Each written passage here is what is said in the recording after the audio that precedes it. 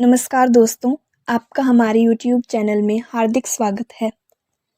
आज के इस एपिसोड में हम आपको जिस बात से रूबरू करवा रहे हैं वह प्राचीन कश्मीर से जुड़े रहस्य के बारे में है।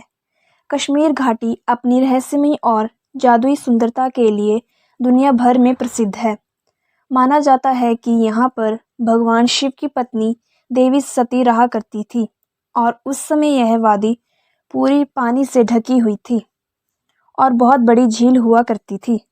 तब इसे सतीसर या पार्वती की झील कहा जाता था। यहाँ एक राक्षस नाग भी रहता था जिसे वैदिक ऋषि कश्यप और देवी सती ने मिलकर हरा दिया और घाटी का ज़्यादातर पानी वितस्ता नदी के रास्ते बहा दिया और इसे रहने लायक स्थान बनाया। इस तरह कश्यप ऋषि के नाम पर इस जगह का नाम सतीसर से कश्यप सागर, कश्यप मेरु या कश्यप ऋषि की झील पड़ा, जिसे अब कश्मीर कहा जाता है। अपनी पवित्र उत्पत्ति के कारण घाटी को ऋषिवारी के नाम से भी जाना जाता है। कश्मीर की रहस्यमय सुंदरता समुद्र जैसी गहरी झील से इसके निर्माण की कहानी से और भी बढ़ जाती है। जीवाश्म विज्ञानियों ने घाटी से मूंगा और अन्य समुद्री जीवाश्मों की खोज की है।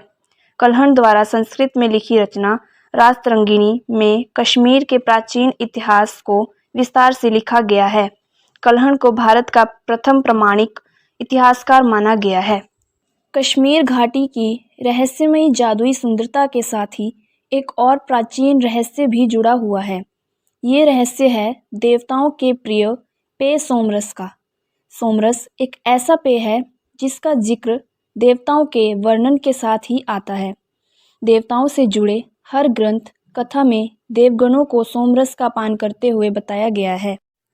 महर्षि सुश्रुत द्वारा रचित सुश्रुत संहिता में सोमरस का विस्तृत विवरण मिलता है।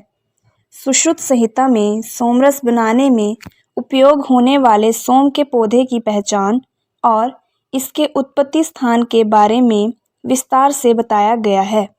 इसमें अन्य कई स्थानों के साथ साथ प्राचीन कश्मीर के कई स्थानों पर इसकी लताएं पाए जाने का उल्लेख किया गया है।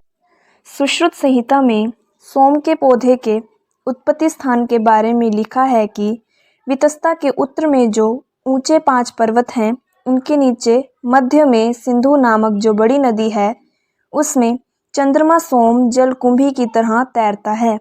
कश्मीर में शूद्रक मानस नाम का दिव्य तालाब है। यहाँ पर कई तरह के सोम हैं। इसके अलावा सोम के समान शक्तिशाली 18 दिव्य औषधियों का उत्पत्ति स्थान भी यहाँ पर बताया गया है।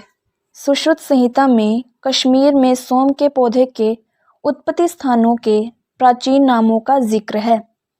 आज के दौर में इन स्थानों के नाम बदल चुके हैं।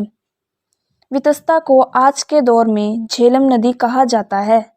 इसका मूल वैदिक संस्कृत नाम वितस्ता नदी और कश्मीरी नाम व्यथनद है, जो कश्मीर के अनंतनाग जिले में वेरीनाग नामक पानी के चश्मे से निकलती है। ग्रीक लेखकों ने इसे हाइडेसफीज कहा है, जो वितस्ता का रूपांतरण है। रास्तरंगिणी में उल्लेखित वितस्त्रात नामक नगर शायद वितस्ता के तट पर ही बसा हुआ था। महाभारत के समय यह नदी बहुत पवित्र मानी जाती थी। महाकाव्य महाभारत की 18 पुस्तकों में से छठी पुस्तक भीष्म पर्व में वितस्ता का उल्लेख इरावती के साथ हुआ है। वैदिक संस्कृति में सिंधु नदी का उल्लेख अत्यंत श्रद्धा के साथ किया जाता रहा है। इसे भारतीय सभ्यता में सबसे प्राचीन नदी माना जाता है। वाल्मीकि रामायण और अन्य वेदों में सिंधु को महानदी कहा गया है। सुश्रुत संहिता में सोमरस के उत्पत्ति स्थान के बारे में वर्णित है कि सिंधु नामक जो बड़ी नदी है, उसमें सोम जल कुंभी की तरह तैरता है। 3600 किलोमीटर लंबी सिंधु नदी तिब्बत के गेजी काउंटी में कैलाश के उत्तर पूर्व से निकलती है और हिमालय की दुर्गम कंदराओं से गुजरती हुई कश्मीर और गिलगित से होती पाकिस्तान में प्रवेश करती है और अरब सागर से मिलती है। सुश्रुत संहिता में कश्मीर के एक अन्य प्राचीन स्थान शूद्रक मानस नामक दिव्य तालाब का जिक्र है। जिसे सोम के पौधे का उत्पत्ति स्थान बताया गया है।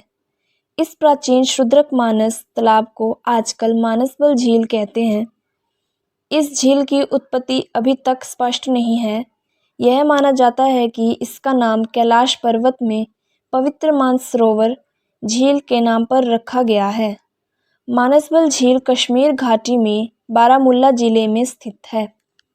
इसमें कोई शक नहीं कि सोम का पौधा अति दुर्लभ है, क्योंकि इसकी पहचान करने में सक्षम प्रजाति ने इसे सबसे छुपाकर रखा था। काल के साथ सोम के पौधे को पहचानने वाले अपनी गति को प्राप्त होते गए और इसकी पहचान भी मुश्किल हो गई, और इसकी सहज प्राप्ति संभव न होने से ही संभव इसे देवताओं के लिए सीमित किया गया है।